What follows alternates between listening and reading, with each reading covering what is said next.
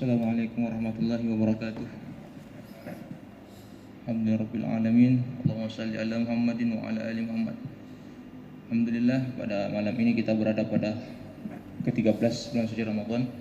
Semoga segala amal ibadah kita terima Allah Subhanahu wa taala. Amin.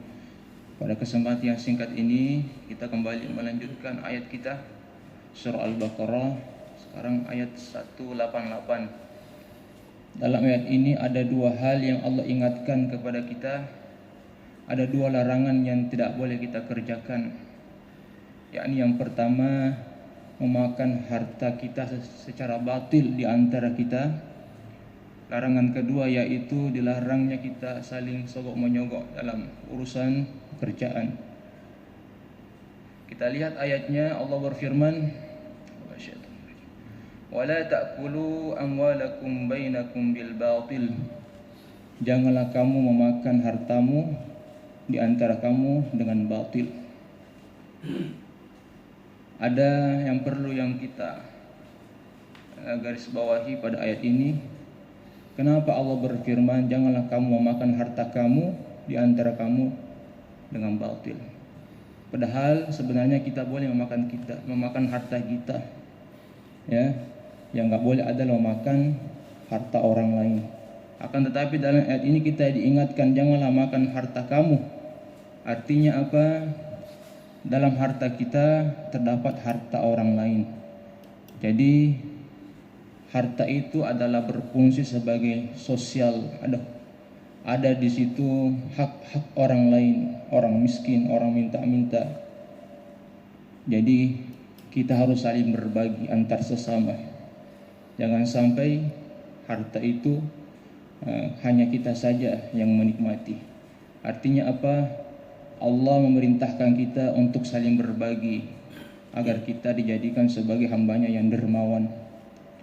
Jadi orang-orang yang sering berinfak, saling membantu, menolong sesama saudara, maka dialah yang disebut sebagai orang dermawan. Berbeda dengan zakat. Kalau zakat itu memang kewajiban kita. Setiap tahun kita mengeluarkan zakat. Tidak dikatakan orang dermawan ketika mengeluarkan zakat. Akan tetapi yang dikatakan orang dermawan itu adalah orang yang selalu menginfakkan hartanya di jalan Allah Subhanahu wa taala. Itu yang pertama. Maka dari itu Allah sangat senang kepada orang-orang yang dermawan. Karena dalam hadis disebutkan bahwa as-sakhi qaribu minallah wa qaribum minan nas wa qaribu minal jannah wa ba'idu minan nar.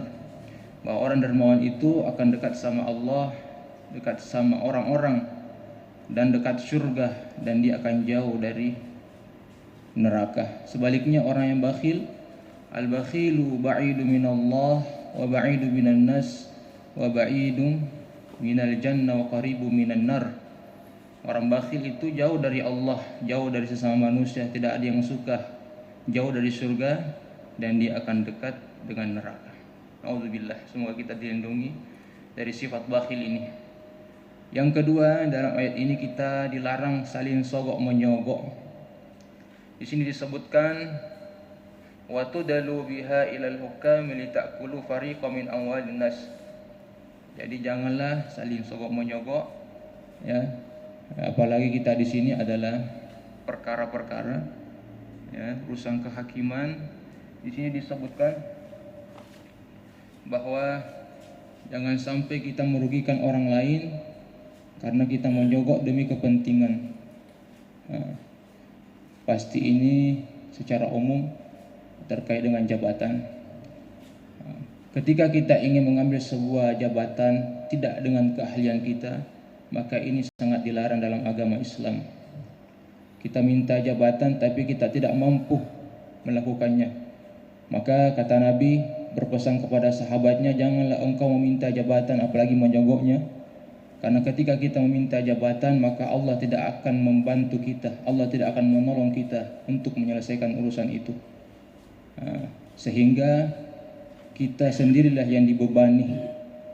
Bahkan Rasulullah SAW mengingatkan kepada sahabatnya bahwa jika kita meminta jabatan, maka di akhir kelak nanti kita akan menyesal jika kita tidak mampu melakukannya. Abu Zar pernah suatu ketika meminta jabatan. Apa kata Rasul? Rasul menolak dan berpesan, wahai Abu Zar, semuanya jabatan itu adalah suatu amanah yang sangat besar. Jika kamu tidak mampu melakukannya, kamu tidak ahli di bidang itu, maka kamu akan hina di akhir kelak nanti. Semakin besar jabatan yang kita lakukan, maka akan semakin besar nanti di akhirat tanggung jawabnya. Maka dari itu, jika kita diberikan jabatan, kita tidak meminta, insya Allah Allah akan menolong kita. Allah akan memberikan bimbingan dan pertolongannya. Akan tetapi jika kita menyogok karena ingin meminta sebuah jabatan, maka hal ini tidak akan dibantu oleh Allah Subhanahu wa taala. Berbeda dengan kasusnya Nabi kita Yusuf alaihissalam. Nabi Yusuf itu adalah orang ahli.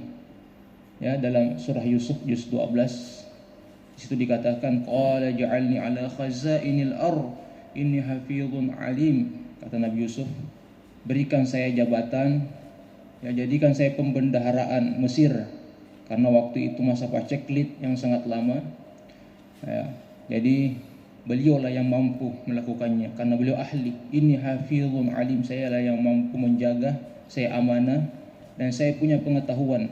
Nah, jadi kalau kasus seperti ini kita punya keahlian khusus, maka kita boleh meminta jabatan.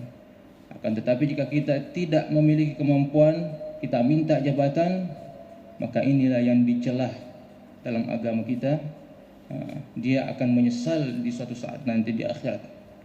Maka dari itu dalam surah Al-Isra, di situ kita diingatkan, Allah berfirman, "Qul kullu ya'malu 'ala syakilatihi farabbukum a'lamu biman huwa ahda sabila." Katakanlah wahai Muhammad, setiap manusia itu ada pembawaannya masing-masing, ada keahliannya masing-masing. Farabbukum, maka Allah yang mengetahui semua itu, siapa yang benar jalannya. Artinya apa? Masing-masing kita punya keahlian, kita punya potensi. Jika kita terus menggalinya, maka kita akan lebih baik, sehingga Allah mengetahui siapa yang paling benar di antara kita ketika kita melakukan suatu pekerjaan. Di dalam surah Hud kita diingatkan, walikullin darajatum mimma amilu wa ma rabbuka bighafilin amma ta'malun, bahwa setiap manusia itu ada tingkatan-tingkatannya, derajatnya, ya, sesuai dengan kemampuannya. Mimma amilu, sesuai dengan pekerjaan-pekerjaan yang sering dia lakukan, dan Allah tidak lengah atas setiap pekerjaan-pekerjaan yang kita lakukan. Maka dari itu kita kembali ke ayat yang tadi, maka bekerjalah sesuai dengan kemampuan kita. Jangan kita menyogok sesuatu karena ingin mengambil satu pekerjaan atau dengan hal-hal yang lain. Karena ayat ini kita diingatkan oleh Allah dari hal itu. Maka dari itu, jadikanlah bulan suci Ramadan ini kita latihan. Kita jangan sampai harta kita tidak belanjakan di jalan Allah. Kemudian yang kedua, jangan sampai kita mengerjakan sesuatu, mengambil suatu pekerjaan orang lain, hak orang lain, karena kita menyogok. Maka dari itu, marilah kita introspeksi diri. Semoga kita senantiasa diberikan petunjuk oleh Allah Subhanahu wa taala. Semoga bermanfaat. Assalamualaikum warahmatullahi wabarakatuh.